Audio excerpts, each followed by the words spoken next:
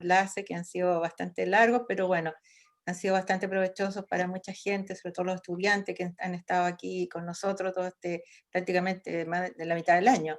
Así que agradezco Romina, Magali, Mara, Montserrat que está ahí, que no, es una estudiante, por el tiempo que nos han entregado y nos van a entregar hoy día compartiendo sus experiencias. Así que en nombre de Redlace, todo el consejo, Cintia también, que nos ayuda como moderadora, ella es miembro activa de Redlace. Entonces, les agradecemos su tiempo y sus ganas de entregar estas experiencias. Así que, y por el apoyo, por lo menos de UNESCO aquí presente, también hemos estado apoyados por ustedes durante tantos años y ha sido pero fundamental para nosotros como Red, Romina. Nos vimos el año pasado en el cuarto congreso y fue muy bien, muy buena experiencia. Así que gracias a todas. Así que yo ahora las dejo con la moderadora, con Cintia, y nos Sí, yo vemos al también final me retiro. del encuentro. Así que mucha buena suerte para todos nosotros y que sea un bonito encuentro. Así Así que sea. ahora ya Hasta empieza luego. Cintia. Nos vemos más Bueno, ratito. sí, Nos vemos Sí, más ratito. buenas tardes, doña Silvia. Gracias también por la oportunidad y a las expositoras de hoy, bienvenidas a este encuentro.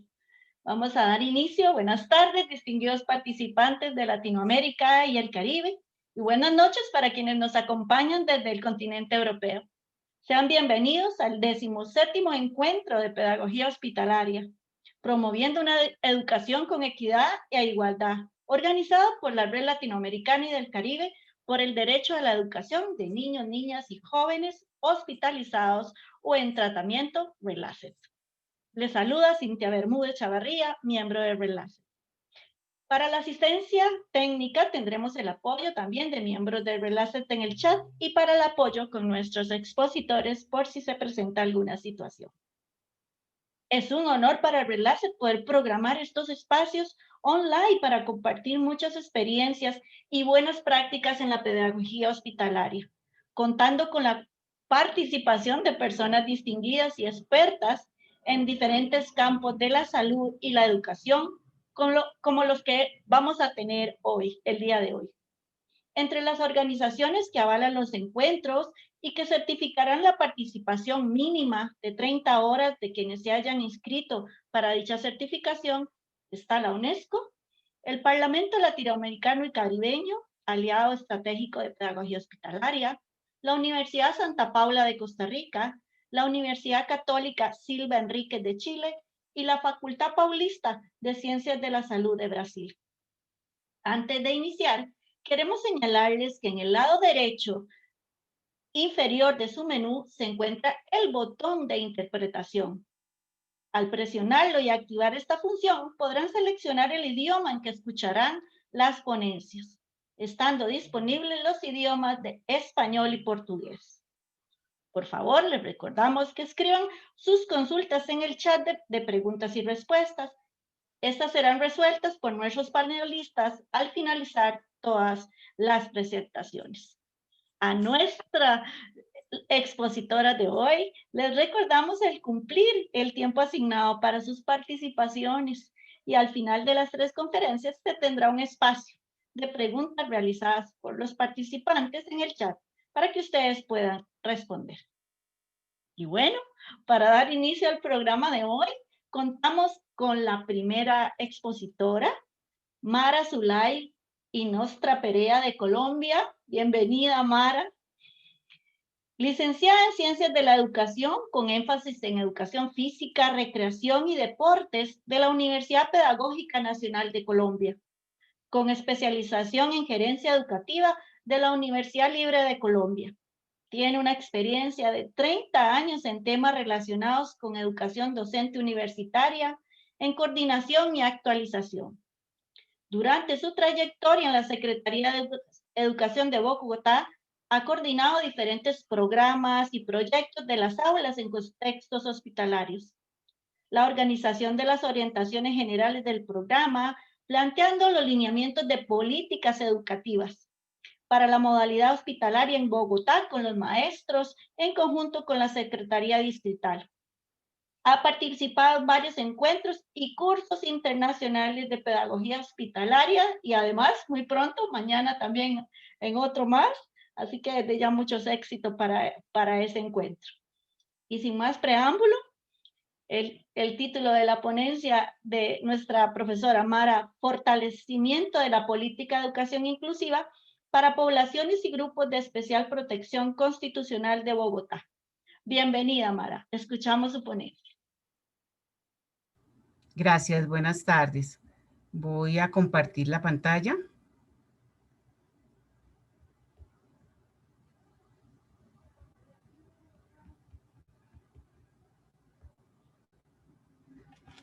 Bueno, primero, buenas tardes y gracias a todas y todos por permitirme compartir con ustedes. Yo quiero comentarles cómo venimos trabajando el programa de aulas hospitalarias, que este año cumplimos nuestros 10 años de estar trabajando y de haber nacido el programa de aulas hospitalarias en Bogotá. El programa de aulas hospitalarias en Bogotá está en la Alcaldía Mayor de Bogotá, en la Secretaría de Educación, en la Subsecretaría de Calidad y Pertinencia, en la Dirección de Inclusión e Integración de Poblaciones, tenemos el programa de aulas hospitalarias. Este año nuestro proyecto en el cual estamos todos los temas de educación inclusiva está en el proyecto 7690, que es fortalecimiento de la política de educación inclusiva para poblaciones y grupos de especial protección constitucional de Bogotá. En la Dirección de Inclusión tenemos dividido el tema de educación inclusiva, lo tenemos dividido en categorías. En este caso, el tema de aulas hospitalarias está ubicado en la categoría 2, que es estrategias educativas flexibles, que es como trabajamos el tema de aulas hospitalarias en Bogotá. Fue en el año 2010 que Bogotá inicia con el planteamiento de fortalecer los procesos de aprendizaje y de inclusión escolar de este grupo poblacional, y durante estos 10 años ha desarrollado unas estrategias de participación social y de enseñanza que involucra a las comunidades hospitalarias y a las comunidades de origen de cada uno de las niñas, niños, adolescentes y jóvenes para reconocer sus posibilidades de aprendizaje, construyendo así una configuración distinta a la escuela que reconoce como eje fundamental las potencialidades de aprender de cada persona y el impacto de propuestas educativas en situaciones de salud e enfermedad que fortalecen las competencias socioafectivas. Entonces aquí les comento los temas que tenemos dentro de la categoría 2, que son las estrategias educativas flexibles. Las estrategias educativas flexibles son estrategias de cobertura, calidad y pertinencia y equidad del servicio público educativo, así como de permanencia de la población estudiantil, los cuales asumen los procesos de enseñanza y aprendizaje dentro de la educación formal con alternativas escolarizadas y semiescolarizadas que se ajustan a las necesidades de los estudiantes en términos de tiempo, ubicación geográfica y condiciones específicas.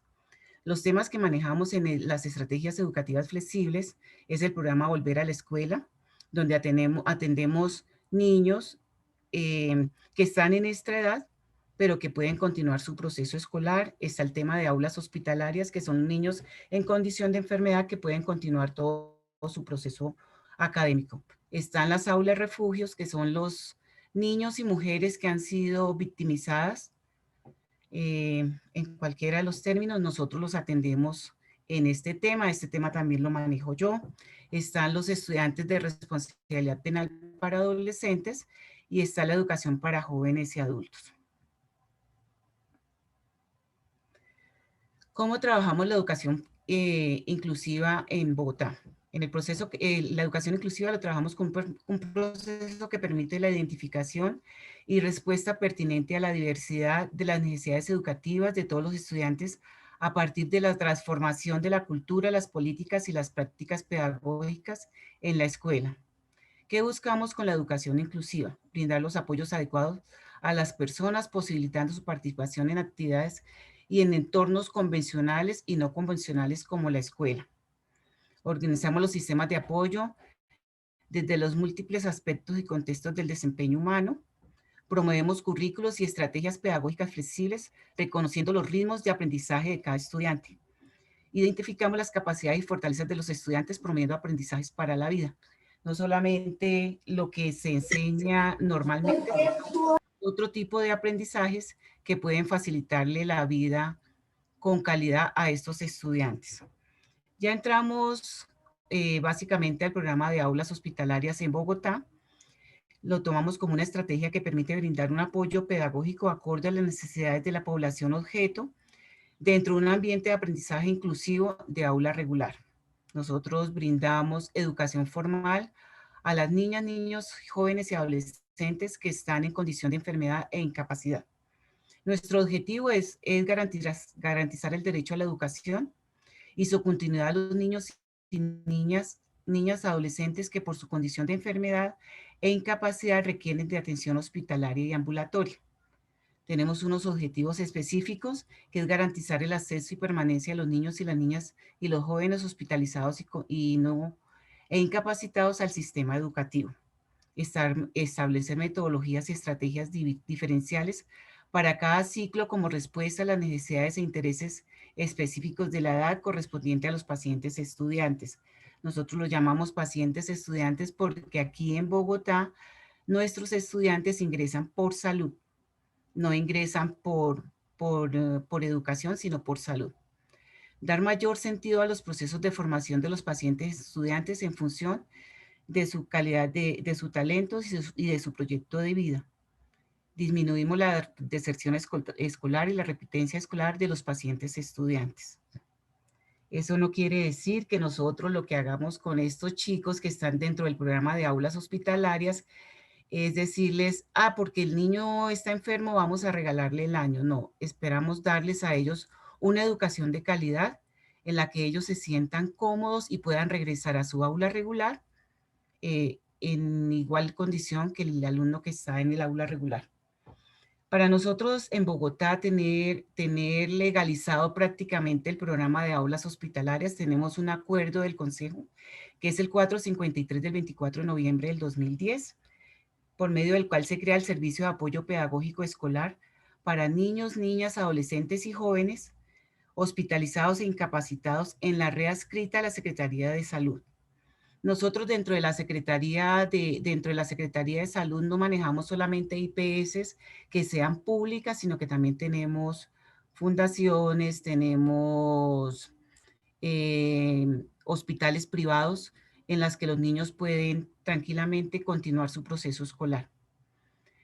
Fuera de eso tenemos el refuerzo de la resolución 1012 del 30 de marzo del 2011 de la Secretaría de Educación, que fue expedido por el secretario de Educación de ese entonces en el 2010, que dice que la Dirección de Inclusión e Integración de Poblaciones, que es donde está el programa como tal, a través de los docentes designados para ello, diseñará e implementará estrategias pedagógicas desde el enfoque curricular por ciclos educativos en el marco de la política de calidad de la educación del Distrito Capital, para garantizar la continuidad en el sistema educativo de cada uno de los estudiantes del programa. Después de esto, el Ministerio de Educación Nacional, Ministerio de Colombia, saca el decreto 1470 del 12 de julio del 2013, donde dice que también se deben implementar acciones necesarias para que los establecimientos educativos oficiales y privados realicen las modificaciones pertinentes a los respectivos proyectos educativos institucionales para que los niños en condición de enfermedad puedan ser atendidos. ¿Cómo funciona un aula hospitalaria aquí en Bogotá? Por parte de la Secretaría de Educación, garantizamos el derecho a la educación con el programa que responde a las características de la educación inclusiva, como les mencioné anteriormente.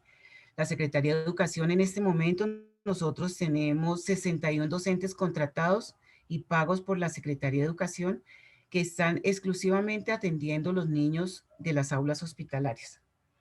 Tenemos unos apoyos pedagógicos que nos da la Secretaría de Educación, donde se le brinda a los docentes la posibilidad de tener un portátil, una tablet, material fungible, con lo que puedan ellos trabajar con los pacientes estudiantes. Tenemos una articulación con la Secretaría de Salud, donde trabajamos muy de la mano con los pediatras de las diferentes IPS, con las que ellos son los que nos definen que los niños deben ser atendidos o no en el programa de aulas hospitalarias. Los niños son vinculados al sistema de matrículas en una institución educativa, garantizando la certificación de todo su proceso pedagógico. Nosotros contamos con un plan de estudios acorde a lo que ha expedido el Ministerio de Educación, donde trabajamos unas didácticas y unas estrategias que permiten que el niño pueda continuar todo su proceso académico. Aquí yo les quiero presentar como como un récord de lo que desde que empezamos el programa a la fecha, cuántos estudiantes hemos atendido. A esta fecha de hoy hemos atendido 43.038 pacientes estudiantes en Bogotá, en las 31 aulas con las que contamos. ¿Cómo estamos organizados? La Secretaría de Salud tiene una organización que está dividida en 4 subredes, y ahí estamos distribuidos nosotros en cada una de esas subredes de la Secretaría de Salud. Ahí están los nombres de las aulas hospitalarias que están ubicadas en cada una de las subredes donde estamos trabajando. Tenemos 3 modalidades de atención.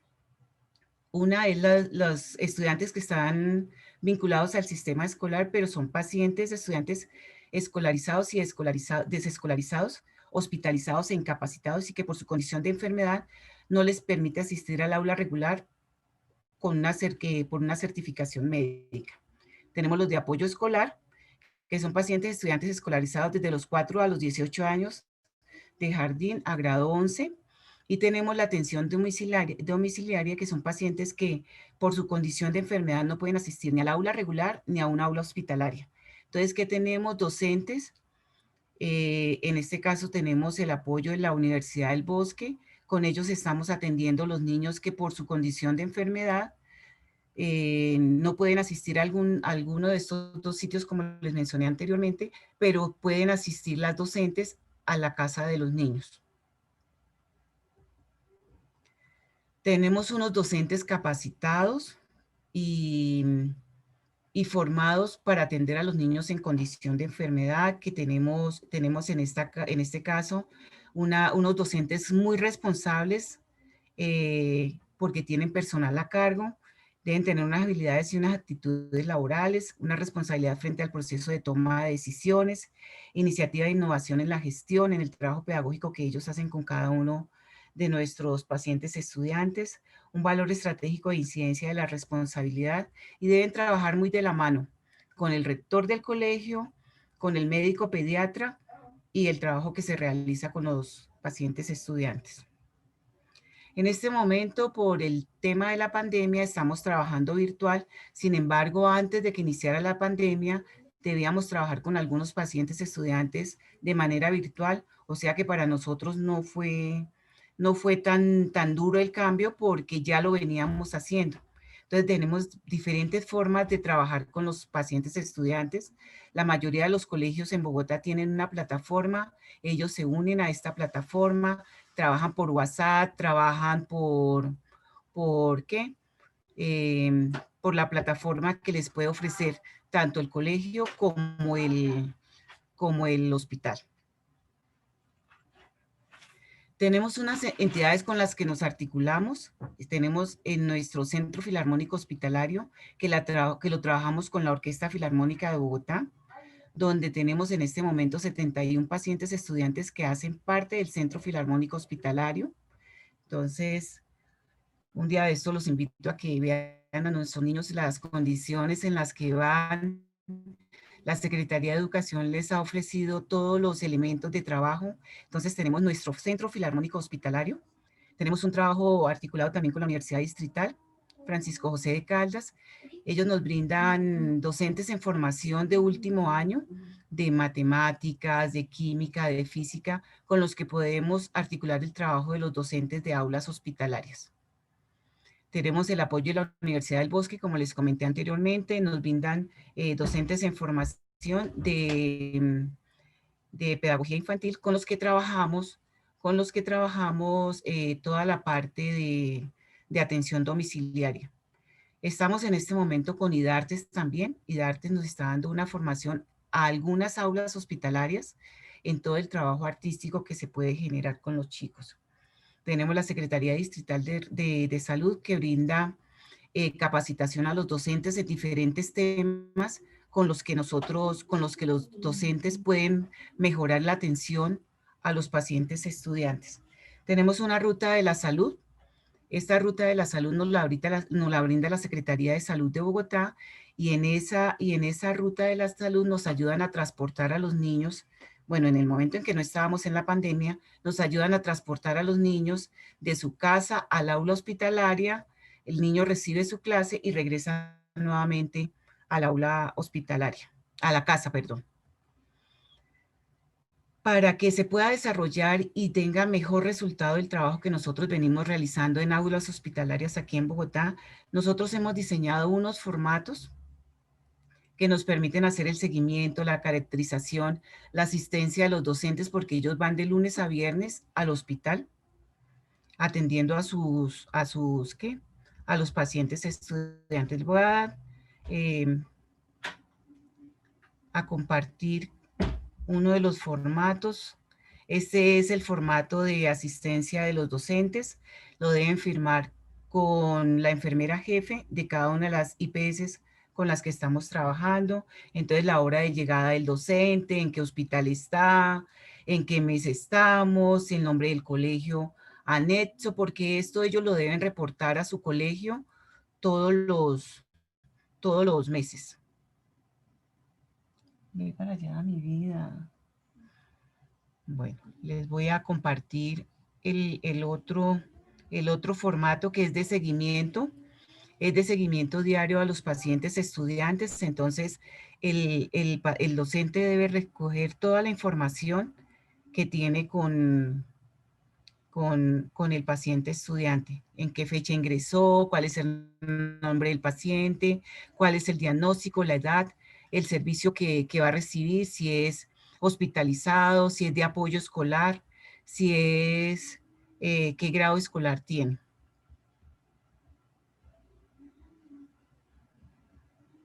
Nosotros, para que se pueda desarrollar mejor el trabajo, lo hacemos, tenemos que hacer una caracterización para cada uno de estos niños, en donde está el nombre del paciente, el nombre del acudiente, la edad, en qué localidad vive, la dirección que tiene, en qué barrio, el teléfono móvil de los padres, el teléfono fijo, si el niño está en el tema de aulas hospitalarias por maltrato infantil, por violencia sexual, por violencia de género, por consumo de sustancias psicoactivas. Por cada uno de los temas, el docente debe llenar cada uno de estos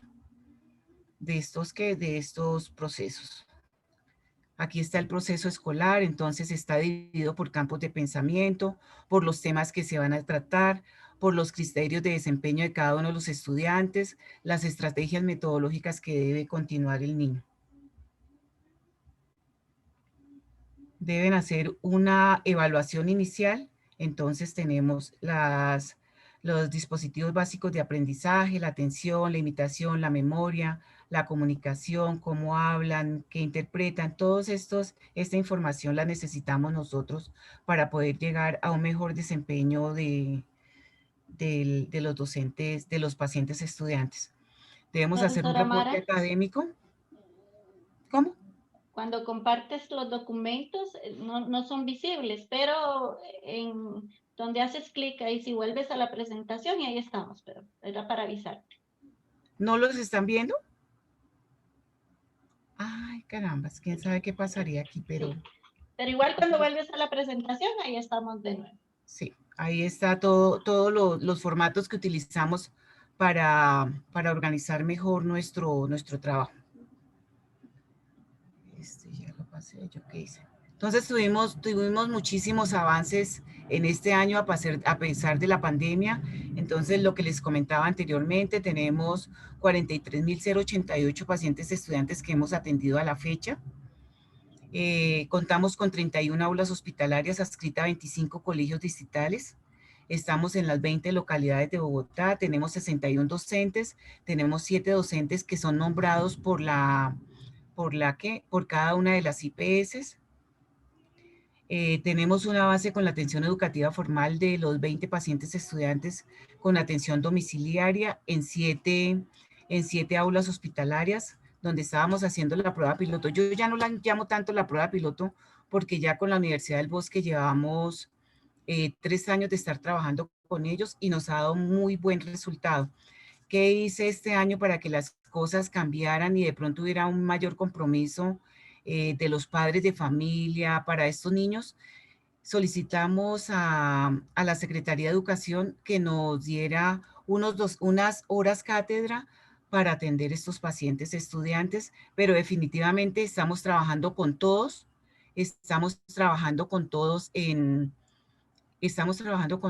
¿qué? En atención virtual, entonces no hemos sentido como mucho el cambio de esto. Se consolidó el trabajo pedagógico con pasantes y practicantes de la Universidad Distrital Francisco José de Caldas, con diferentes áreas del conocimiento, como les comenté. Continuamos con la Orquesta Filarmónica en la Alianza. Para este año ya no alcanzamos. La idea es abrir otro centro filarmónico hospitalario en otro de nuestras aulas hospitalarias, para así brindarle la posibilidad de que los niños puedan combinar lo que es la música con el aprendizaje en general. La ruta de la salud, que se las comenté también, no la hemos podido utilizar este año por culpa de la pandemia. Con un grupo de docentes del programa de aulas hospitalarias se escribió un artículo de cómo las aulas hospitalarias ayudan positivamente a mejorar la calidad de vida de los pacientes estudiantes, entrevistando médicos, entrevistando psicólogos y con el trabajo de los docentes del programa de aulas hospitalarias. Se continuó fortaleciendo el proyecto educativo de aulas hospitalarias. Esperamos que este año podamos sacar nuestro libro de todos nuestros planes de estudio y las estrategias pedagógicas que venimos trabajando desde el programa de aulas hospitalarias. Contamos con un grupo de docentes muy preparados, muy comprometidos. Gracias a todo el trabajo que se hace con ellos, hemos podido sacar nuestro programa de aulas hospitalarias en Bogotá de la mejor manera posible. Creo que no es más. Cualquier pregunta, con gusto estaré para contestarles. Muchas gracias. Y no falta decirles nuestro evento de mañana, que queremos que todos nos acompañen. Ahorita al finalizar yo les envío el link para que puedan acompañarnos en nuestros 10 años del programa Aulas Hospitalarias. Entre el enseñar y el aprender no existen límites. Muchas gracias. Muchas gracias, profesora Mara. Un abordaje realmente de la mirada de nuestro país, hermano Colombia, y sus políticas educativas, donde las voluntades desde el Ministerio de Educación, las universidades y otras organizaciones civiles se unen para validar el derecho a la educación de los niños, niñas y jóvenes, siendo actualizadas y oportunos a nivel país para hacer efectivo este derecho a la educación. Muchas gracias, profesora Mara, por ese gran trabajo colaborativo. Gracias a ustedes. Gracias, profesora. Y ahora continuamos con nuestra próxima panelista, la profesora Romina Kasman. Ella es licenciada en Ciencias Políticas por la Universidad del Salvador, en Argentina, y tiene una maestría en Educación Internacional en la Universidad George Washington de Estados Unidos. Además, tiene un emprendimiento desde la Universidad de Delaware en Estados Unidos.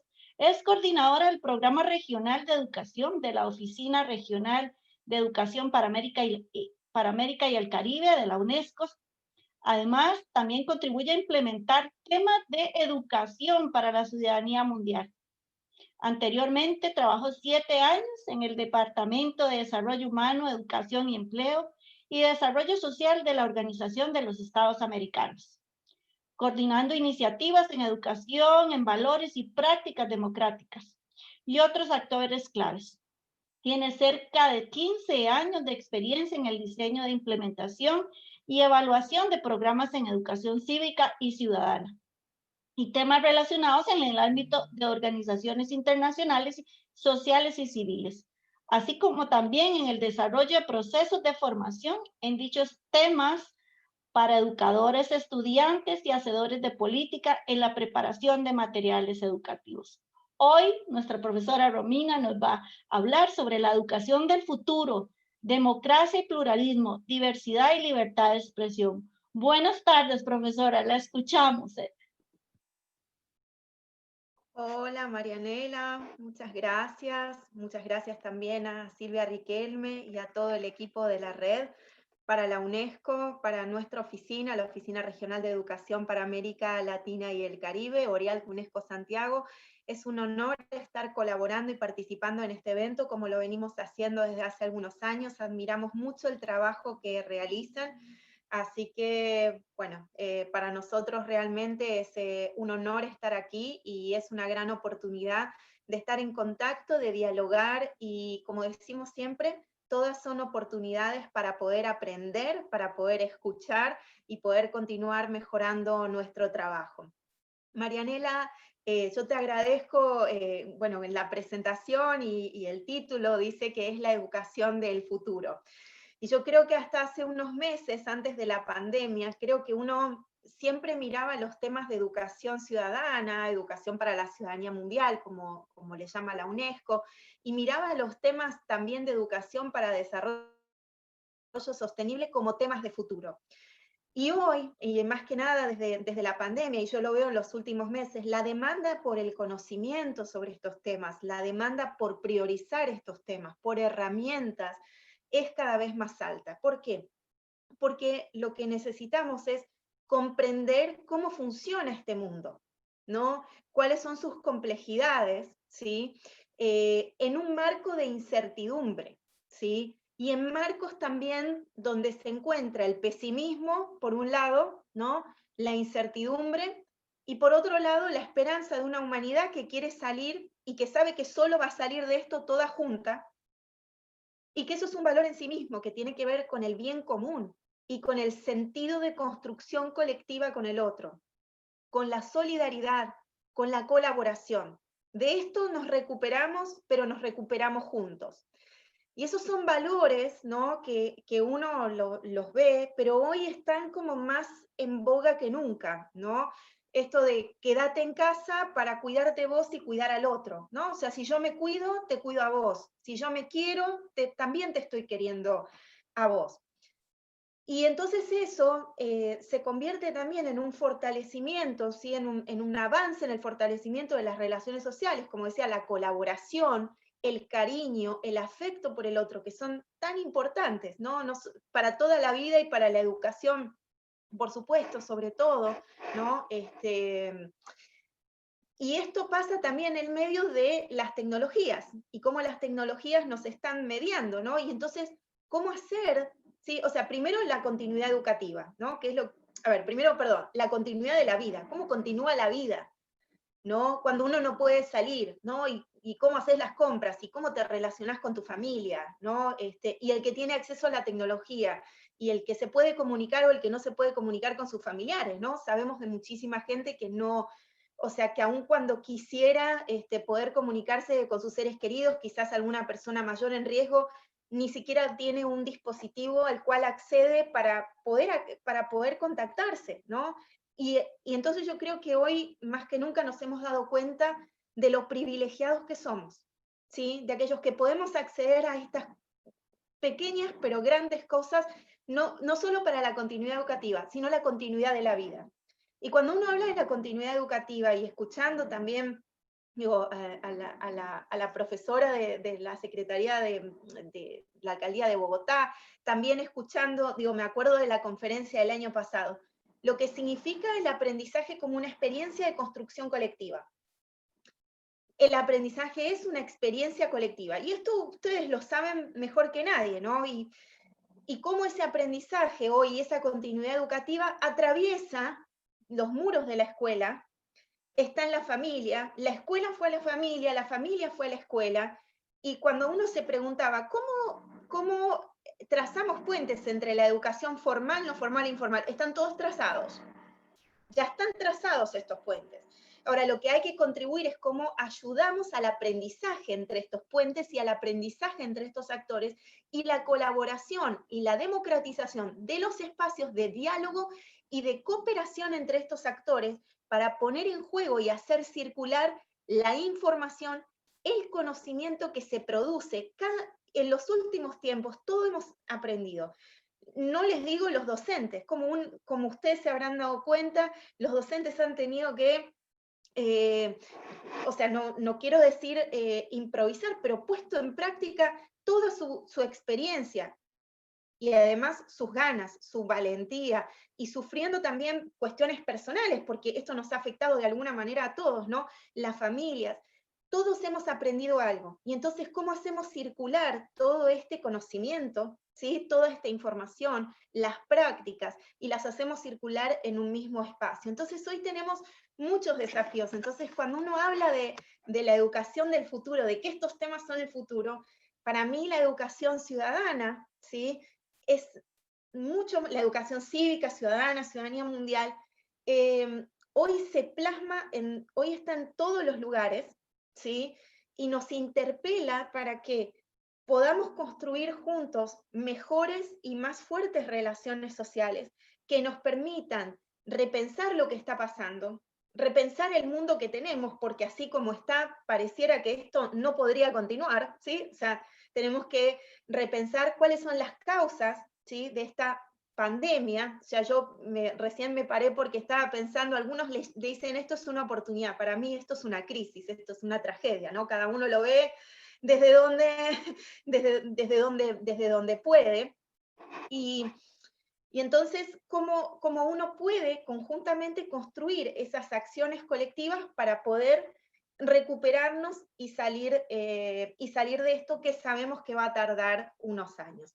Entonces, yo para empezar mi presentación, y sé que no tengo muchos más minutos, y ahí le voy a pedir a Marianela que por favor me haga un aviso unos 2 minutos antes, por favor. Entonces yo quisiera compartirles una presentación sobre esto que decimos. A ver, miren que no me está, creo que no me está, a ver si lo pueden, ahí está, es. ¿Sobre qué es? Ahí está. Sobre esta educación del futuro. Y yo lo primero, antes de pensar en la educación del futuro, quisiera que pensemos en el mundo del futuro. Y como les decía, es muy difícil pensar esto hoy, pero quiero llevarlos a la Agenda 2030 de Desarrollo Sostenible, un poco más arriba del tema educativo, y que todos miremos, ¿sí? Yo estoy segura que ustedes conocen estos 17 objetivos, el número 17 es el objetivo de las alianzas, ¿no? Es decir, que no podemos lograr las cosas si no nos aliamos, ¿sí? Por eso nosotros desde la UNESCO, y sabemos que Red La C también apoya, está muy conforme y busca la cooperación, porque sabemos que solo a través de la cooperación es que vamos a poder resolver los desafíos que tenemos.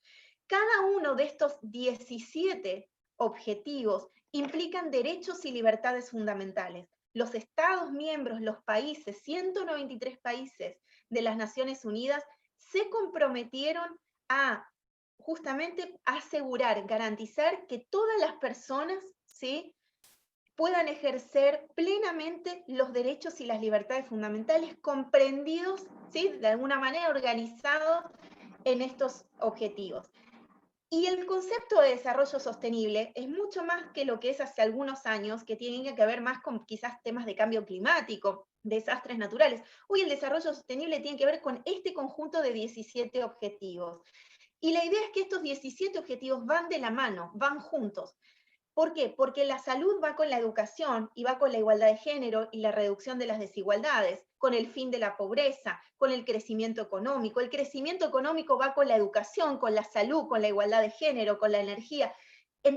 La idea es que estos objetivos están relacionados mutuamente, y además de estar relacionados mutuamente, ponen a las personas en el centro, y por eso la agenda se dice, las personas están en el centro, y el principio es no dejar a nadie atrás, y yo agrego, no dejar a nadie afuera. Cuando nosotros pensamos en la crisis de hoy, en los impactos de la pandemia, en la exacerbación de las desigualdades de todo tipo en nuestra región, solo para decirles 45 millones de nuevos pobres va a haber en nuestra región, una contracción del Producto Bruto Interno del 9%, ustedes saben lo que eso significa en las pérdidas de empleos, las familias, las escuelas. Por eso cuando uno habla del retorno a la escuela y el retorno a la normalidad, tenemos que también pensar en la atención socioemocional y psicosocial, porque todos atravesamos distintos dolores. todos atravesamos distintas situaciones difíciles, ¿sí? Que además pueden haber tenido que ver con que uno se enfermó, un familiar se enfermó. Entonces, cuando uno habla de la vuelta a la nueva normalidad, hay que comprender desde dónde uno vuelve, ¿no? Entonces, y nosotros mismos que tampoco somos los mismos. Entonces, cuando uno habla de los Objetivos de Desarrollo Sostenible, habla justamente de tener sociedades más iguales, más equitativas, más democráticas, con más justicia social. ¿Y por qué tenemos que seguir trabajando para esto? Porque vamos a tener un mundo donde haya nuevas crisis, y entonces tenemos que tratar de prepararnos para comprenderlas, convivir en las mismas y tratar de mitigar lo más posible los efectos de esas crisis. Entonces, cuando uno mira estos 17 objetivos y llevarlos a todos al mismo tiempo de la mano, pensando en las personas en el centro, ¿sí? Y pensando en los derechos humanos y las libertades fundamentales, estamos pensando en un mundo complejo y cambiante, y cómo nosotros podemos hacer como seres humanos, como sociedades, para poder construir soluciones juntos que prevengan crisis como estas y mitiguen sus efectos. La educación es uno de esos 17 objetivos, es el ODS 4, que es garantizar una educación de calidad, inclusiva, con equidad, y el aprendizaje a lo largo de toda la vida, ¿no? Y esto es algo que está pasando, ¿no? Como decía un colega mío, es aprendizaje a lo largo y a lo ancho de la vida en los distintos ámbitos. Y dentro de esa meta, dentro de ese objetivo, el número 4, ¿sí? Hay una meta que es particularmente en la que me quiero centrar, que es la meta 4.7.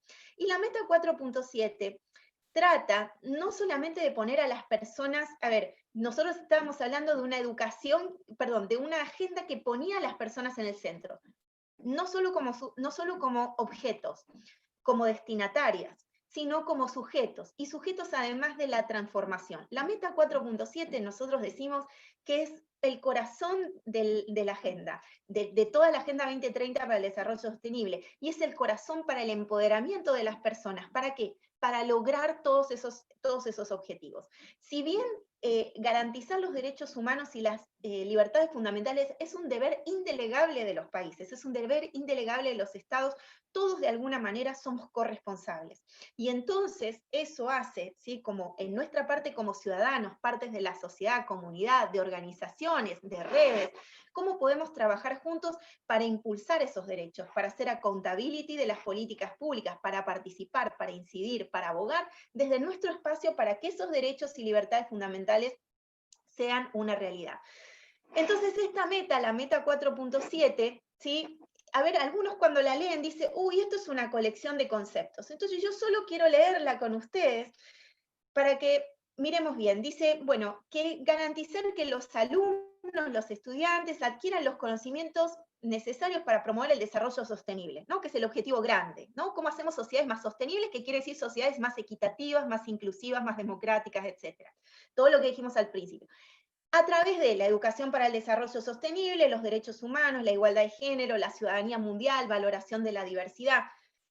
Yo personalmente tengo, como decía Marianela, más de 15 años de trabajo en educación cívica y ciudadana. Cuando yo empecé la educación cívica, la educación ciudadana, era solo educación cívica y ciudadana. Era aprender de las instituciones y aprender de las reglas del juego, de la democracia, la lealtad, la confianza, la participación ciudadana. Con los años, y hoy más que nunca, yo no puedo enseñar educación cívica ciudadana, ni ninguna de estas cuestiones relacionadas, si yo no enseño desarrollo sostenible. ¿Cómo hacemos para tener sociedades más sostenibles? ¿No? De generación en generación. No puedo no enseñar la igualdad de género. Todos sabemos los obstáculos, ¿sí? Que tienen las mujeres, por ejemplo, para participar, para incidir en la política. Promoción de una cultura de paz, la valoración de la diversidad cultural, desarrollo sostenible, adopción de estilos de vida sostenible. Hoy tenemos que repensar los modelos de consumo y de producción, ¿sí? Y su impacto, ¿sí? En el cambio climático. Entonces, cuando uno habla de vamos a repensar el mundo, ¿sí? La educación para la ciudadanía mundial, que es en lo que yo me quiero centrar, nos permite repensar La educación para la ciudadanía mundial es un área estratégica del sector de educación de la UNESCO, ¿no? Y lo que habla, a ver, la UNESCO cuando piensa este concepto que lo lanza Ban Ki-moon, el ex secretario general de las Naciones Unidas en el año 2012, él menciona que, a ver, en el programa de la educación ante todo, la educación para ciudadanía mundial contribuye a responder a los desafíos de un mundo en el que las violaciones a los derechos humanos, la desigualdad y la pobreza siguen amenazando la paz y la sostenibilidad.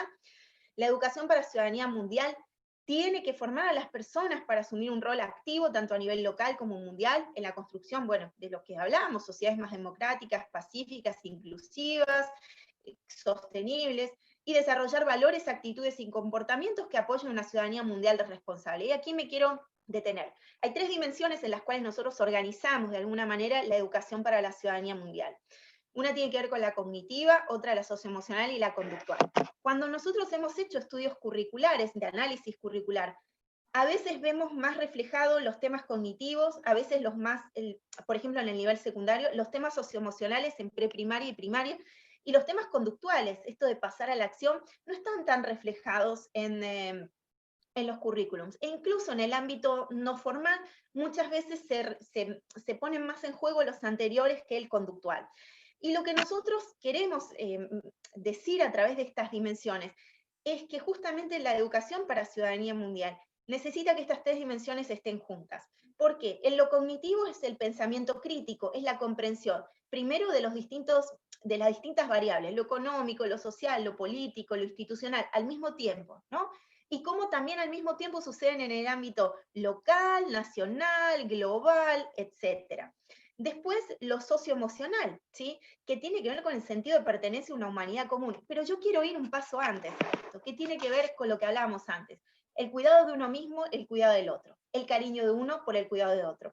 Yo, en general, suelo contar en las charlas una experiencia que tuve en México, trabajando en un estado, en un programa de construcción de cultura de paz en escuelas, donde yo trabajaba aprendizaje por proyectos. Y yo le decía a los chicos, bueno, a ver, proyectos de construcción de cultura de paz en la escuela, de la escuela a la comunidad. Y uno de los grupos lo que hizo fue una serie un CD y poemas para los padres, porque lo que ellos me decían es, mira, yo no puedo pensar en planificar, no puedo pensar en el bien común, temas de autoestima, de autoconfianza. A mí no me quieren. Yo no me siento querido. Yo no siento que me tengan en afecto. Y eso para mí es un gran aprendizaje. Uno muchas veces se imagina el final de la película, que los chicos hagan un proyecto, que los chicos participen, que hagan esto, que hagan lo otro, ¿no? Y el pensamiento crítico. Pero el amor, el afecto, el cuidarte, que alguien te cuide, es la base de esa autoestima, de esa autoconfianza, para que vos puedas empezar también a querer a los otros, ¿sí? Y puedas construir ese futuro común en el cual vos te ves incluido. Y la parte conductual es planificar, tomar decisiones, y cuando uno planifica y toma decisiones, no puede dejar de estar disociado de la parte cognitiva y socioemocional.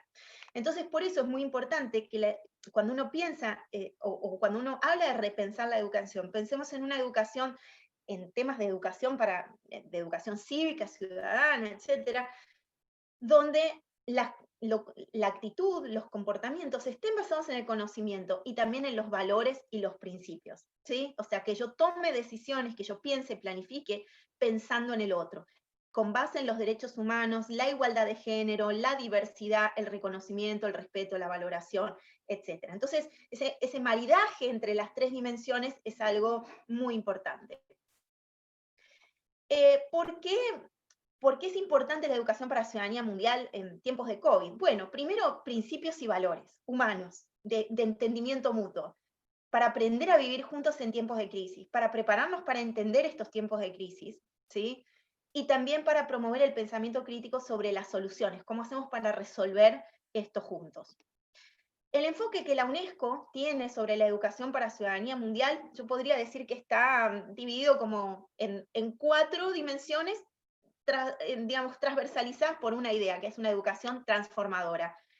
Un enfoque holístico, un enfoque de un ciudadano comprometido, responsable, y en línea con la democracia y el Estado de Derecho. Y en esto quisiera recordar lo que decía Guillermo O'Donnell, un politólogo argentino que se dedicó a estudiar temas de democracia, donde él decía, no hay democracia sin ciudadanía y sin Estado. ¿Por qué? Porque yo necesito tener un Estado que garantice el ejercicio pleno de los derechos humanos y las libertades fundamentales, porque si no tenemos ciudadanos de primera y de segunda, y los que son de segunda no son ciudadanos, y no pueden acceder, no disfrutan de esos derechos. Y si yo no disfruto de esos derechos, entonces no hay democracia. ¿Por qué? Y hay...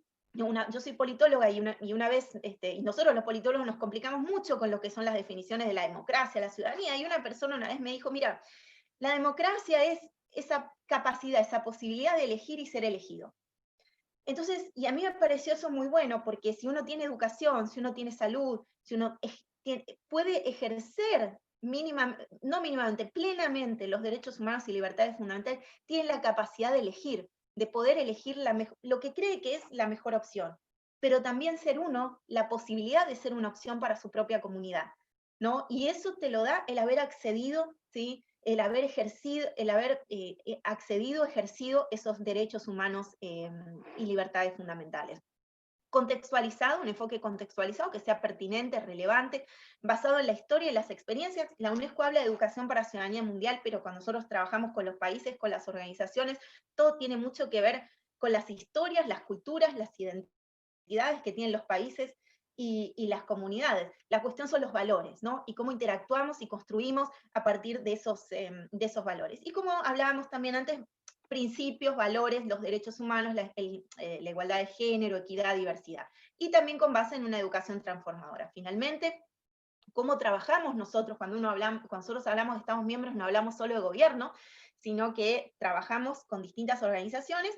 Por un lado es la producción y la diseminación del conocimiento. Nosotros participamos en diálogos y lideramos también diálogos, redes, comunidades de aprendizaje y práctica. También producimos materiales educativos para distintas audiencias, también producimos orientaciones, ¿sí? Y brindamos formación y asistencia técnica. Por ejemplo, ahora estamos produciendo unas guías para hacedores de política y directivos escolares para integrar la educación para la ciudadanía mundial en los distintos los centros educativos de distinto tipo. Cuando les habla de producción de conocimiento, estamos produciendo un documento sobre bien común, sobre cómo la educación para la ciudadanía mundial promueve el bien común a partir de toda esta reflexión de COVID. Estamos también haciendo un MOOC para jóvenes sobre educación para ciudadanía mundial, cómo preparamos a los jóvenes para comprender y actuar en este contexto.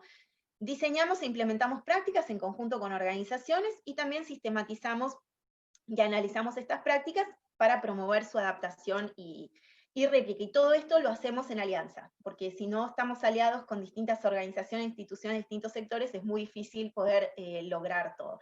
Así que yo lo dejo hasta aquí, después les voy a poner en el chat mi correo electrónico, para que si tienen alguna duda, alguna pregunta sobre los temas de educación para ciudadanía mundial, me puedan preguntar. Para mí no es solo un trabajo, es la pasión que yo tengo desde hace tantos años, y decirles que en un último estudio que se hizo de una organización que se llama la International Evaluation Association, que se hizo en el 2016, los resultados estuvieron en el 2018, participaron 5 países latinoamericanos en un conjunto como de casi 40 países, y una de las preguntas del estudio, ¿no?, arrojó el siguiente resultado.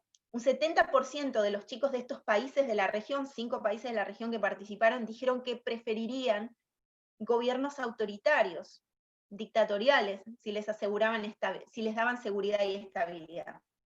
Frente a las historias que nosotros tenemos en nuestra región, y frente al futuro, ¿sí?, como Marianela decía, el futuro, ¿sí?, Cintia, que Cintia decía perdón, me confundí todo el tiempo, Cintia, frente al futuro que estamos pensando, el futuro no es solo esa educación, sino la sociedad que queremos. La educación está en relación con esa sociedad que queremos. Entonces yo les invito a todos ustedes a que desde su lugar podamos reflexionar juntos y transformar juntos ese futuro. Muchísimas gracias. Muchas gracias, profesora Romina. Definitivamente usted nos ha expuesto y nos da una mirada a lo que podemos visualizar un futuro en la pedagogía hospitalaria. Una serie de aristas que hacen de la educación un eslabón fundamental para mejorar la calidad de vida de las personas, sobre todo en un ambiente educativo desde un hospital, donde la población que se atiende muchas veces se ve expuesta y excluida.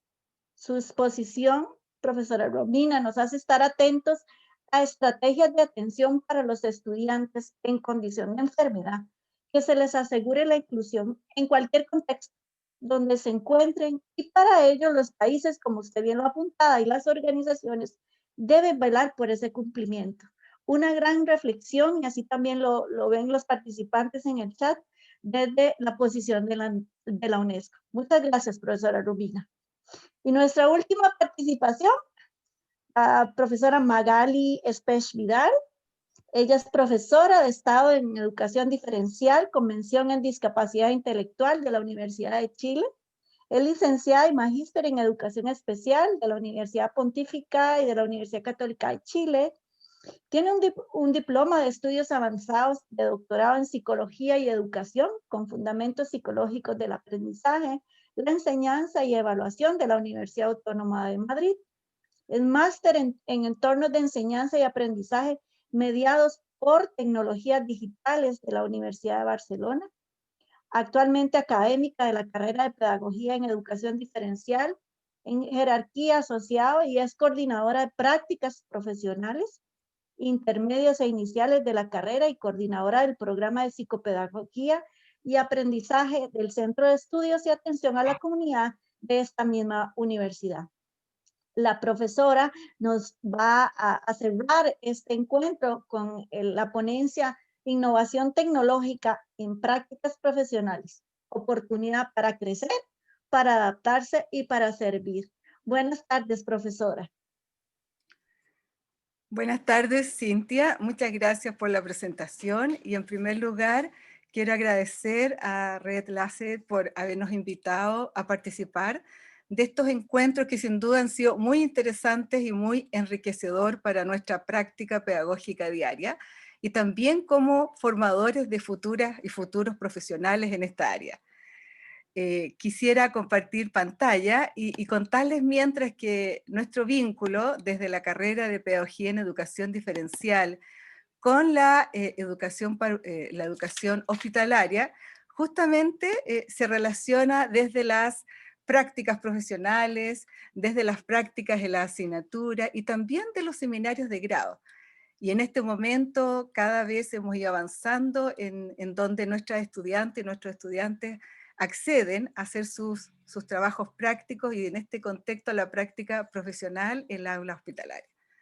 Como ya bien dijo Cintia, yo quisiera contarle en primer lugar cómo también la carrera y la universidad en el primer semestre nos vimos también, como todos ustedes probablemente, con esta llegada de la pandemia, tuvimos que tomar decisiones. Y ahí contarles una experiencia y también parte de lo que estamos haciendo este semestre.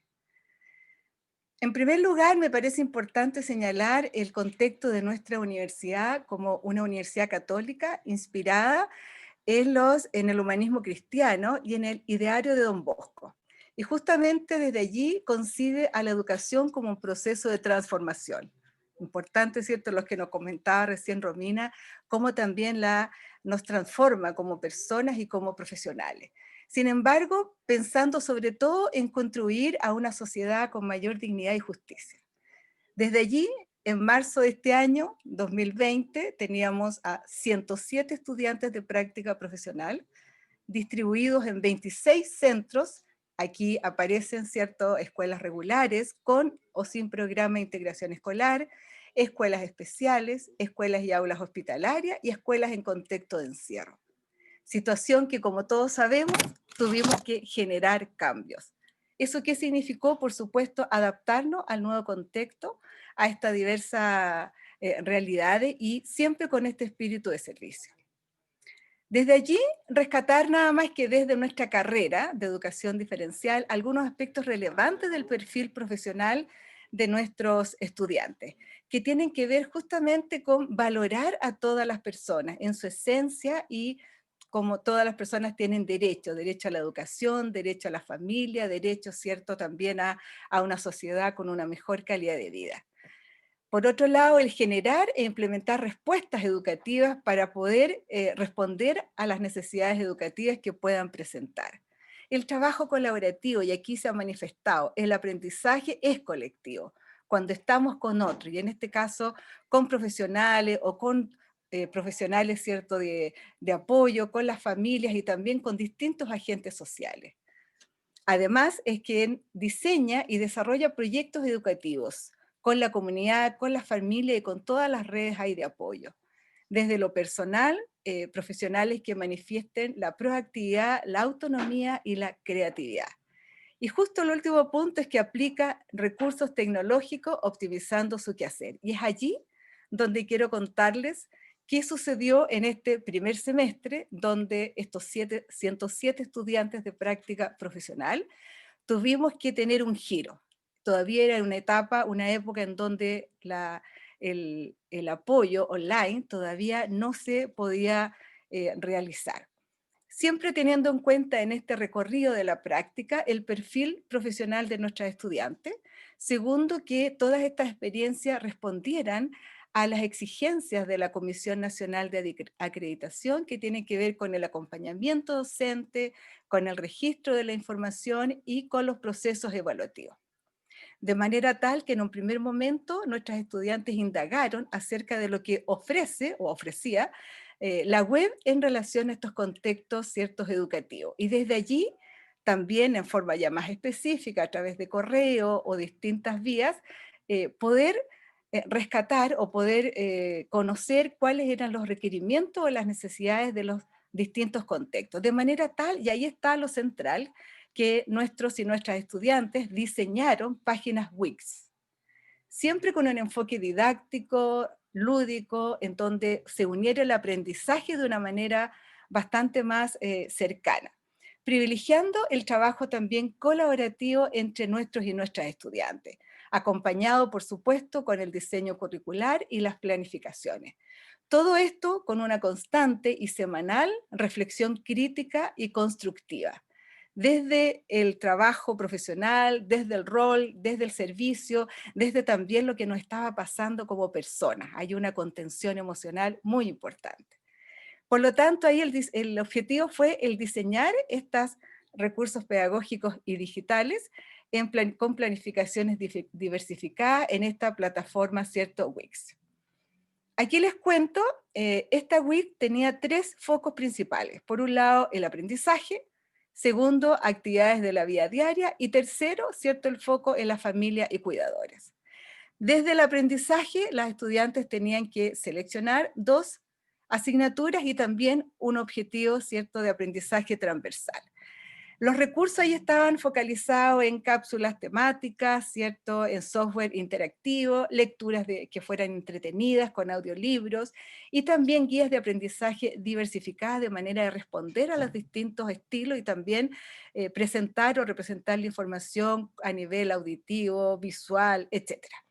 Las actividades de la vida diaria que respondían a los objetivos de aprendizaje transversal básicamente estaban vinculados a potenciar el desarrollo social, valórico, ¿cierto?, y personal.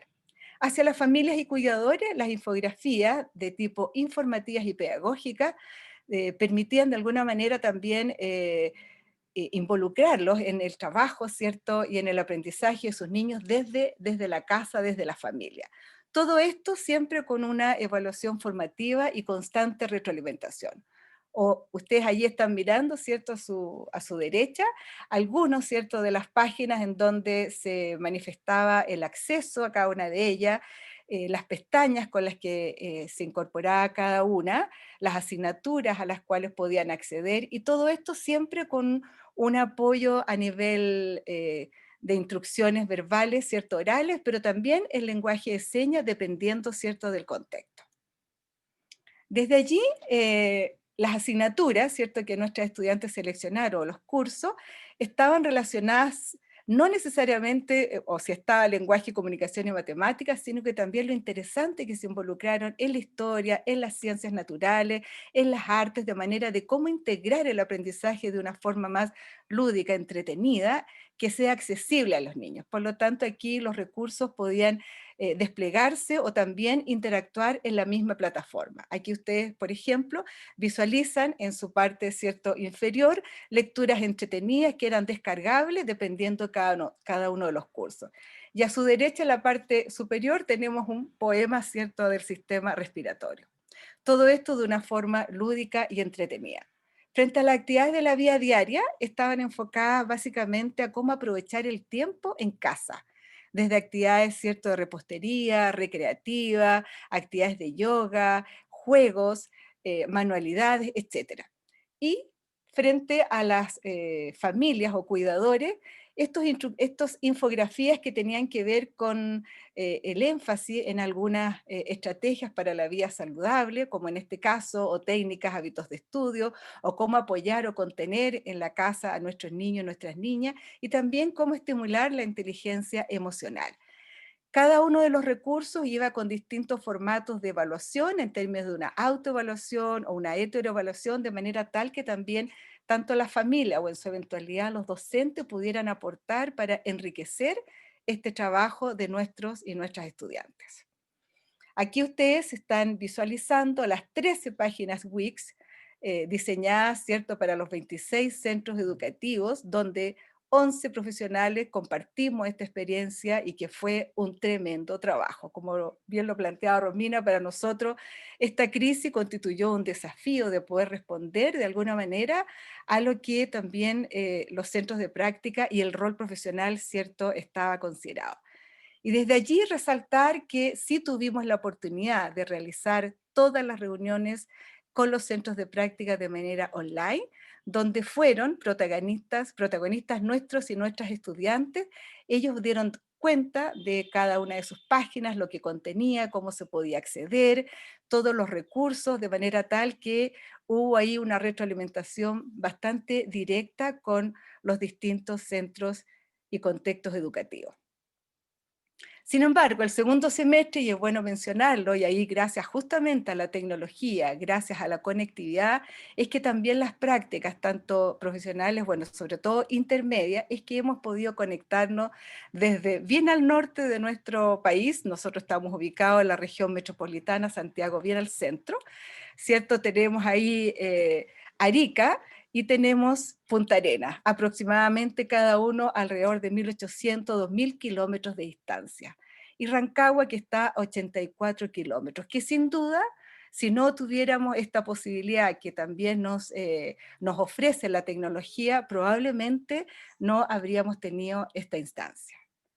Desde allí quiero invitar a una profesional en formación, a un estudiante que se encuentra realizando su práctica en aulas hospitalarias, que quiero presentar a Montserrat Valenzuela. Buenas tardes, soy Montserrat Valenzuela, estudiante en práctica de la Fundación Inclusiva. Antes de comenzar con esto, quiero contarles un poco que los contextos de las aulas hospitalarias, mi pensamiento era de que eran parecidas a los contextos que antes había conocido. Pero desde el comienzo me llevó una sorpresa muy grata, ya que he aprendido a comprender que la educación es mucho más que transmitir contenido. Me cambió la mirada de la educación siendo una mirada integral y humanizadora. Esto lo comencé a evidenciar desde el primer día de práctica. Los profesores me han estado guiando en este proceso, me han otorgado mucho más que estrategias y herramientas para poder desenvolverme en este contexto que estamos viviendo. Me han enseñado día a día lo que es realmente importante, que es la preocupación constante por el estudiante. Es verdad, cada profesor tiene su manera de enseñar y su retroalimentación para el curso, pero hay un sello especial en cada uno de esos docentes de esa aula, puesto que me han enseñado que se puede lograr un proceso de enseñanza-aprendizaje donde los estudiantes sean los actores principales de la educación, siendo nosotros los mediadores y guías de cada proceso. En general, todos y cada uno me han enseñado directa e indirectamente, pero me gustaría enfatizar en el compromiso por parte de mis profesores colaboradores, que que son Fabián Santander y Belén Albornoz, por su dedicación, compromiso y entrega para hacerme una profesional integral, dándome las oportunidades para poder desafiarme día a día. Siguiendo la misma línea y ahora de forma personal, mi experiencia ha sido profundamente enriquecedora, pues gracias a este apoyo de los profesores nombrados anteriormente, he podido aprender dominio de grupo, siendo algo un poco difícil en esta nueva normalidad. He adquirido diversas estrategias que me han ayudado a poder realizar clases más centradas en el aprendizaje transversal, como decía la profesora Magali, pero sobre todo he podido darme cuenta de que los estudiantes es necesario enfocarnos también en el desarrollo integral. También he podido darme cuenta de las fortalezas y puntos débiles que necesito pulir para mi proceso de práctica. Me he llevado muchas sorpresas sobre mí misma. Sinceramente, yo estaba muy desmotivada con las situaciones externas que estaban pasando en el país. Pero definitivamente este proceso, los docentes y la fundación me hicieron volver a creer en la pedagogía que siempre quise ejercer. Una pedagogía que derribaba barreras y fronteras. Como decía la profesora Magali, yo estoy haciendo clases ahora en Rancagua y también puedo conocer el contexto por mi compañera de práctica de Punta Arenas. Cada estudiante me ha enseñado algo nuevo, desde sus saludos en la mañana, desde sus maneras de querer aprender y sobre todo que pese al contexto online se han formado lazos que tal vez también se podrían haber formado de manera presencial. Para terminar, quisiera agradecer a la profesora Magali por esta oportunidad y por confiar no solamente en mí, sino también en todas nuestras compañeras del primer semestre y las que estamos ahora, por darnos las herramientas suficientes y necesarias para poder dar cada paso con seguridad en esta nueva normalidad. Pero muchas gracias también a la Fundación por entregarnos la confianza y el compromiso con todas nosotras, pero sobre todo a ustedes por darme la oportunidad de poder contar mi experiencia desde el aula hospitalaria en Chile. Muchas gracias.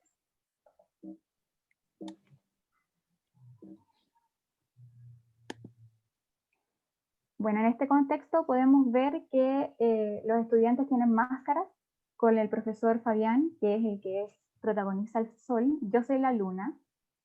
Cada estudiante tenía que hacer un monólogo. El monólogo se trataba sobre lo que ellos querían contar, podía ser una historia o sobre lo que ellos estaban sintiendo con el coronavirus en sí. Desde su proceso de que al estar en aula hospitalaria no pueden salir a ciertas partes y también por un tema de, bueno, la contingencia. Así que ahí están las máscaras y sus monólogos. Gracias, Montserrat. Y bueno, para terminar, quisiéramos dejarles a todos aquí, sobre todo profesionales, estudiantes de las distintas disciplinas que apuntan justamente hacia una sociedad también más inclusiva, en donde también se construya y se privilegie el amor. Aquí el cardenal Raúl Silva Enrique, que nos dejara su legado, justamente tiene que ver con el compromiso social, con aquellos contextos más carenciados, más vulnerables, y son ustedes también los invitados y las invitadas a una mayor justicia social. Muchas gracias. Esta ha sido nuestra presentación.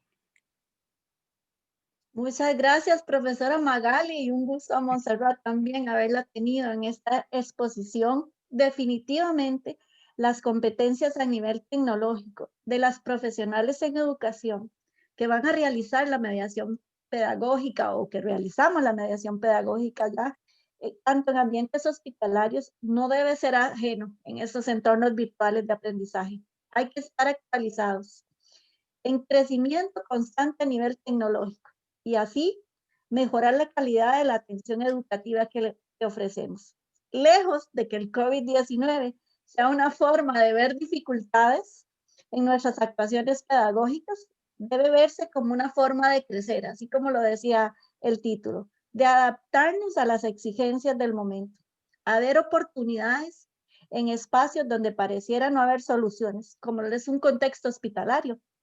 Y hoy cientos de docentes han dicho presente a los estudiantes desde la virtualidad, tanto desde sus cubículos de hospital como en sus propios domicilios.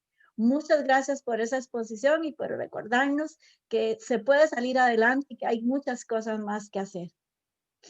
Iniciamos ahora el periodo de preguntas, así como fueron presentándose. Vamos a pedirle a la profesora Mara, a la profesora Romina y a la profesora Magali Montserrat, pues vamos a iniciar con la profesora Mara. Ahí está la profesora Mara, creo que tiene silenciado listo, ahí Aquí estamos. estoy, Sí, aquí está. Muy bien, profesora. Aquí está. aquí estoy. En el chat nos preguntan, ¿cómo se atienden jóvenes y adultos? O si también atienden niños y adolescentes. ¿Cómo es esa dinámica? Que cómo atendemos jóvenes y adultos. O solo A ver, niños y adolescentes. Nosotros en las aulas hospitalarias en Bogotá atendemos niños, niñas, adolescentes y jóvenes de 4 a 18 años. De pronto me escucharon nombrar el otro programa que es Volver a la Escuela. Ahí sí se atienden los adultos. Este año hemos tenido una particularidad que la mayoría de las chicas que están, porque todas son mujeres, que están mayores de 18 años con una discapacidad asociada a ello, una enfermedad. Entonces, las horas extras que habíamos conseguido para el programa, se le asignaron a algunos docentes que están en el programa para que trabajen en su jornada contraria con estas personas, que son adultas. Y las vinculamos a un colegio de inclusión que tiene solamente atención para adultos. Muy bien, profesora Mara, y unido a esta pregunta también nos dicen aquí que cómo pueden aplicar a esas aulas hospitalarias. Si existe alguna convocatoria, hay algunos requisitos. Claro, nosotros tenemos unos requisitos para que el docente se pueda postular a aulas hospitalarias en Bogotá. El pensado nuestro es abrir unas 3 o 4 aulas más para el año entrante. Mientras nosotros no abramos más aulas, no podemos solicitar a la Secretaría de Educación que abra su aplicativo para que los docentes se puedan inscribir cuando haya la postulación o la necesidad de los docentes. Y aquí más bien es como una sugerencia, una petición, si usted puede compartir los formatos que no se pudieron ver, tal vez ahí por medio de la misma red, ¿sí? Y Pero, compartirlos a dónde los comparto. Sería Claro que sí. Con la profesora Marianela o ¿verdad? Con el correo electrónico, yo creo que es una buena mediación para después hacerlo llegar a las personas que lo solicitaron. Esas serían las preguntas, profesora Mara. Vamos ahora con la profesora Romina. Muchas gracias, profesora. ¿Cómo se pueden trabajar, profesora, los objetivos de desarrollo sostenible para que nuestros estudiantes puedan ser activos participantes en la construcción del propósito de las aulas hospitalarias? Bueno, muchas gracias por la pregunta. Y también gracias por todos los comentarios, etcétera. Gracias por su valoración. A ver, yo creo que lo más importante y creo que el mensaje que traté de dejar es trabajarlo desde ellos mismos y con ellos. Creo que a veces uno se trata de inventar modelos, metodologías, y claro, bueno, eso siempre está uno en nuestra base de educadores, ¿no?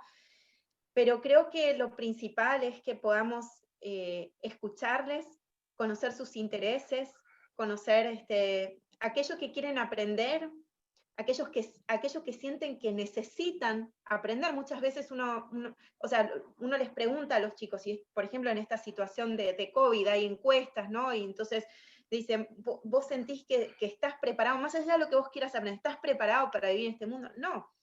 Porque uno aprende determinadas cosas, y ahí no tiene que ver ni la escuela, la familia. Digo, es un mundo distinto, estamos en un mundo distinto. Y yo creo que además tenemos que ir hacia ese abordaje socioemocional y psicosocial por los procesos en los cuales vivimos, ¿no? Entonces yo creo que esto también, creo que uno no puede llegar y aplicar su pedagogía, sus prácticas de la misma forma en que lo hacía antes, ¿no? Entonces creo que si uno construía desde la persona, más profundamente seguir eso y escucharles y saber qué intereses tienen y qué necesitan y y qué quieren. Eso. Muchas gracias, profesora. Así es el éxito, ¿verdad? Cuando estamos relacionados con niños y jóvenes, partir de sus necesidades e intereses. Una pregunta más, dice que ¿qué modo el aprendizaje por proyectos potencia la formación de una ciudadanía para un mundo sostenible? ¿Qué modelo de aprendizaje por proyectos? Bueno, a ver, yo creo que cada uno tiene distintos modelos que aplica. O sea, yo partiría contestando desde lo mismo de antes. Un modelo de aprendizaje por proyectos que primero no sea el proyecto de uno, que uno quiere, sino que sea el proyecto de los otros. Cuando les conté esa anécdota del cariño, del afecto, yo llegaba con una idea. Bueno, mire, vamos a hacer un proyecto para la escuela, para la comunidad, de construcción de cultura de paz. Y la paz estaba en otro lado. La paz estaba en el cariño, la paz. Entonces yo creo que cuando uno trabaja en aprendizaje por proyectos, lo primero es saber qué es lo que quiere el otro, ¿no? Es decir, cuál es el proyecto que desea y tener la suficiente flexibilidad para no imponer el contenido ni la orientación. Yo creo que lo que uno puede hacer es facilitar, crear los espacios e incentivar para que haya la confianza, la autoestima para poder proponer esas soluciones. Y con eso, a ver, digo, los proyectos pensando como en soluciones a distintas problemáticas, que uno imagina la problemática comunitaria de la escuela, y quizás hay problemáticas que son mucho más importantes, pero que empiezan en la persona y en cómo es, y en lo que sucede cuando esas personas están juntas, ¿no? Como les contaba de estos chicos, donde ellos registraban que parte de la violencia entre ellos mismos tenía que ver con la falta de afecto. Y por otro lado, también que muchas veces uno habla de tenés que pensar en el bien común, tenés que pensar en el otro, pero estamos en escenarios de incertidumbre, en escenarios, por ejemplo, donde hay alta violencia. Hay chicos que, por ejemplo, salen de su espacio, digo, de la casa o cuando salían de la escuela, y no saben lo que les va a pasar. Papás que no los dejan salir más allá de un determinado lugar, y entonces, a ver, yo lo que diría es un aprendizaje por proyecto que ayude a valorar y a reconstruir las relaciones sociales.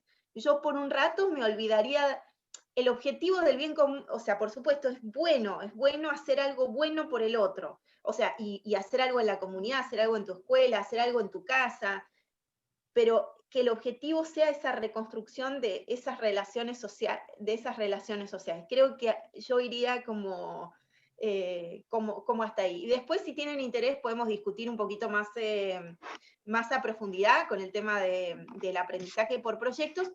Y con esto concluyo, solo porque muchas veces, y de esto trata la democracia, es que los proyectos muchas veces son lo que uno quiere, ¿no? Y uno tiene ganas de hacer esto y tenemos que aprender que si hacemos esto, no hacemos esto. Y no solamente porque los recursos son escasos, ¿no? Que esa es una explicación, que uno no puede hacer todo, ¿no? Y no puedes querer todo ni hacer todo, sino porque los otros tienen otros intereses. Y es muy importante aprender no solo a disentir, ¿sí? A debatir, a pensar distinto, sino respetar al otro que piensa distinto y con el otro sentarte y dialogar. La metodología del diálogo, si ustedes la pueden mirar, lo que, por ejemplo, no sé, si lean lo que es el diálogo sostenido, seguramente lo conocen, es como uno, desde su propia historia, experiencias, intereses, puede construir con el otro. Primero, poniéndose uno en juego, exponiéndose, y después construyendo con el otro, creando ambientes de confianza, para poder después colaborar juntos. Así que eso es un poco como mis recomendaciones. 2 pasos para atrás, le diría, del proyecto. Okay. Bueno, preguntan también que si las guías que ustedes diseñan se pueden compartir. De hecho, piden su correo electrónico, que tal vez por medio del chat lo podríamos colocar ahí, pero si esas guías se pueden compartir. Sí, nosotros hemos elaborado unas guías que son para determinados países, porque las estamos trabajando con algunas oficinas nuestras en la región, pero sin lugar a dudas les puedo compartir un modelo de esas guías sin problema, además porque van a ser públicas. Entonces, sin ningún tipo de problema, ya coloqué mi correo, pero lo vuelvo a colocar, ¿sí? Muchas gracias. Muchas gracias. Profesora Magali Montserrat, tenemos para ustedes estas preguntas. ¿Cuáles plataformas utilizaron para realizar las actividades virtuales? La plataforma que utilizamos durante el primer semestre fue la plataforma, bueno, de la Wix, que es una plataforma gratuita, accesible, donde cada grupo de estudiantes por el centro de práctica generó, diseñó su propia Wix, donde estaban instalados, ¿cierto?, los distintos recursos pedagógicos y digitales. Todo esto, por supuesto, a nivel general, piensa que eran 13 páginas Wix que respondían a 26 centros, tenían como alguna estructura desde lo general, podríamos ir a lo particular, indicando las asignaturas y lo que en cada una de ellas, ¿cierto?, se podía encontrar. ¿Mm? Y por Ahora, último nos preguntan cuáles serían los ítems para el perfil docente que ¿cuáles ustedes, serían? los ítems o los Ah, criterios para el perfil docente que ustedes, ¿verdad?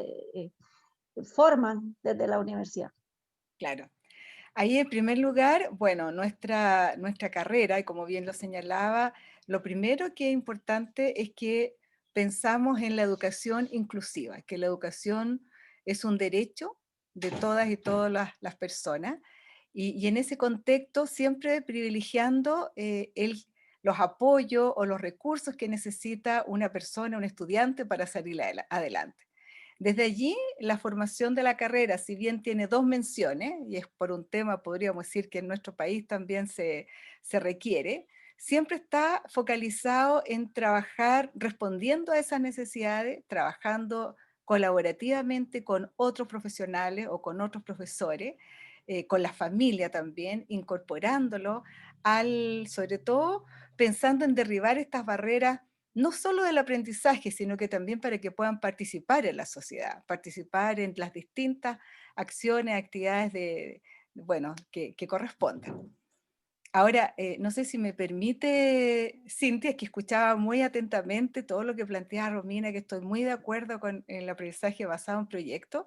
Y bueno, como uno también hay otras pasiones que a uno también la movilizan, me gustaría nada más que brevemente contarles de que también he descubierto, porque si bien existía hace mucho tiempo, desde el año 2012, que incorporo dentro de lo que se puede la metodología de aprendizaje y servicio en mis actividades curriculares. No sé si la has escuchado, y que tiene mucho de lo que tú señalabas, o sea, cómo vinculamos los contenidos o las exigencias académicas o de una asignatura del currículum con el servicio a una comunidad que lo necesita, sobre todo una comunidad vulnerable. Y en eso yo creo que ahí el rol protagónico de los estudiantes, la movilización de los distintos recursos donde no los hay, donde la creatividad, la proactividad, la originalidad justamente surge desde nuestros estudiantes. Y yo siento que ahí hay un potente, yo diría que cúmulo de energía y de mucha vitalidad en ella.